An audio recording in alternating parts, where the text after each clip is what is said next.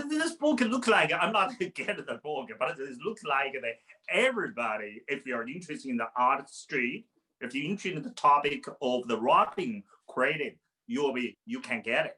But Yeah. I've asked or the scholar, if you're interested, you want to do research of the street artists, you can get this book, right? That's right. Yeah. So if you're That's a right. scholar, yeah, I would agree with you. I Yeah, think yeah. scholars I think the are, people can because not everybody, not every the scholars know the street art. So next question I would ask you: when you look at the artwork, what the first thing you look at? when I look at artwork. So yeah, that's an interesting question because as a critic, you're constantly analyzing artworks and things do overlap. But I tend to look when I look at artwork initially, I look for recognizable things. What I can recognize from reality, and I think this is a normal process for everybody. So with the painting behind me, it's a skull. There's a hat. So you start naming things that you can recognize. From there, you usually go to abstract shapes or elements and principles of design, colors. All these things have meaning, right? So from the realistic to the abstract. And as you gather this evidence, you start to put a hypothesis together about what the work could be about. And so that's really what analysis is when you look at a work of art. And I think it becomes the longer you look at work, the faster this happens and the more complicated this analysis is. So from realistic to abstract, and then you start to form some sort of meaning. And the question I like to ask is, what's going on in this work of art? When you can start to verbalize what that is, you're getting somewhere with the work of art and it's starting to mean something. And of course, when you're having a conversation, if Joey, you and I are having a conversation about a work of art, it becomes that much richer because you're noticing things that I'm not noticing, but we bring them together through conversation. So that's what I start. I usually start with the recognizable to the abstract, and then I start to form some sort of analysis from there. Okay, I still want to go back to talk about your new book. Your new book, the name, I still want you to repeat it, your new name. Yep. The Streetwise Robin Clell. So I want to know, when we go to your new book, I want to know how many times you can conversation with Robin.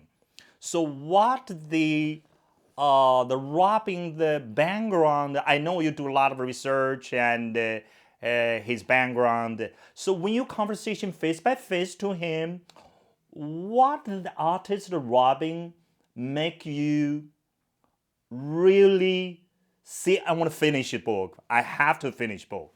That's my question. Around 30 interviews that we did, just with 30 interview. at least Wow. 30 interviews, Wow. all That's a lot recorded. of work. It is a lot of Wow. work, and it takes time because sometimes you'll talk for an hour and he'll bring something up from a part of his life that you hadn't heard, and you'll make a note that, okay, we're going to come back and talk about this again and go down that path. So it's a lot. And he would bring up other people involved in his life. So when you're a historian and you're doing work, you want to involve as many primary sources as possible. And that basically means sources that are directly connected to the story I'm trying to tell. So people who were there with Robbie when he was making his work, when he was living these parts of his life. So talk to dozens of his friends and family along the way, as well as the actual artwork and or photographs of different things, of different events. So those are all different parts that you try to assemble as a historian to make this story make sense altogether. So it becomes a bit like a puzzle that you don't know how it's going to end. And each of these interviews and each of these different pieces of evidence lead you towards constructing this narrative that we're going to put together. And granted, that narrative is always going to be biased by me because I'm the instrument bringing it together. But that's what, when I refer to, you got to have trust with whoever you're working with. He has to trust me that he's okay with me being the instrument and me putting it together, because I would write the story very differently from how you would write that story. And that's okay. That's part of the subjective aspect of being a historian, putting something together, is that everybody will do it a little bit different. Everybody does have a different set of eyes that are going to make sense of this work. So hopefully that helps helps that perspective a bit. In your new book, I know you will show a lot of the. I didn't read it, but I guess you will show a lot of the Robin Clough's works, piece of the work, so all of that. So, is there some piece you really like it? You really impress Oh, them? wow. Yeah, please tell me. Yeah, Oh, there's yeah, a like all lot. of them. Because, I yeah, would could say, you show okay, me a little bit? Yeah. I will say there are several works I do like.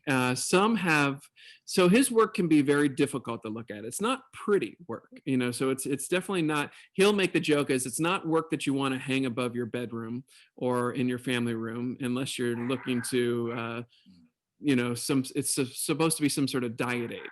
I did go to one of Robbie's initial postering sessions, and they showed this image of Mitch McConnell, Senator Leader Mitch McConnell, called I Fossil. know him. Yeah, I know him. And Oh, so you like that one? Mm-hmm. I saw when he gave that image to all these volunteers, and they put it up in the street. And I took my brother-in-law and a student, a grad student, and a colleague of mine, and we went and we experienced that. And so for me, it was neat to see that image created in the studio, but also to see how it was distributed in the streets. So that one meant a lot to me. But I do have some other favorites. The Ronald Reagan portrait's a really good one. I love his portrait of Bill Clinton. That kind of pokes fun at Bill Clinton, and his recent imagery of Donald Trump is really quite fun. So I would say I particularly like the images of presidents the best, just because Yeah. the most powerful political figures. Okay, so let me talk a little bit with my audience. Hello, everybody. This is Zhou Zheng Beautiful Life. Also, this is Zhou Zheng channel. Today, I'm interview the James Daichendt. He is an art critic and art historian. He serves as the dean of the college and a professor of the art of history. Also, he's a professor of the Boston University. So he is doing write a new book of the Robin Clough and Streetwise. Okay, so I hope that everybody can go to the common room, right? Amazon, Yep. or any store books will sell. But right now, pandemic, the store books are always closed. You know why? Recently, I go to this bookstore Pasadena. It is closed, but I do their video.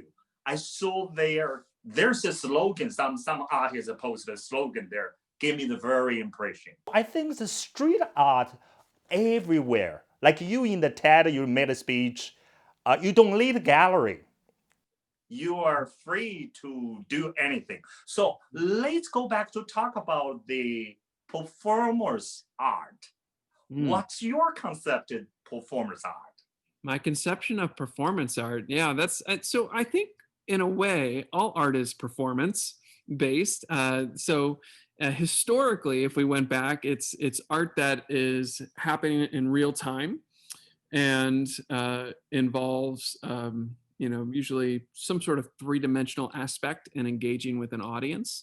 But I would argue with Instagram and social media that so many artists, that's the only way they're interacting with galleries and museums closed is through these um, virtual events or through the screen. And so there might be a way to argue in the 21st century is so much is performance. Even what we're doing here today is a bit of a performance, right? In terms of how we're interacting and what we're talking about. So I think artists today have to think beyond just creating in the studio, but that their work needs to exist in a digital realm.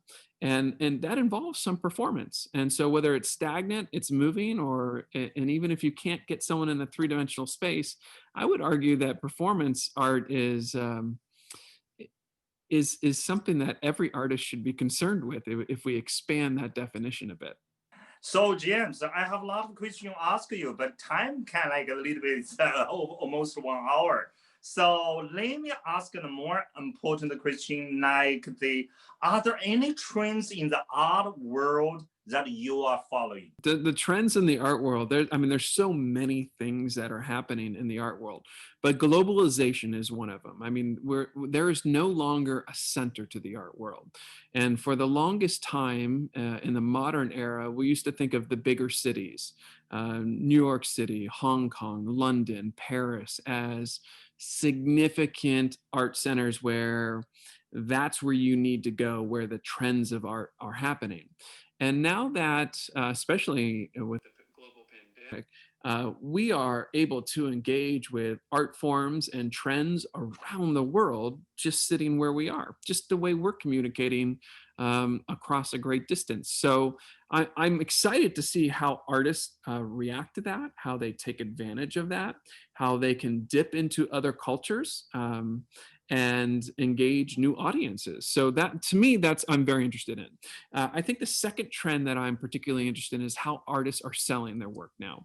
And so while this isn't a subject matter issue, with galleries and museums being limited, they're not closing. I know many have closed because of this.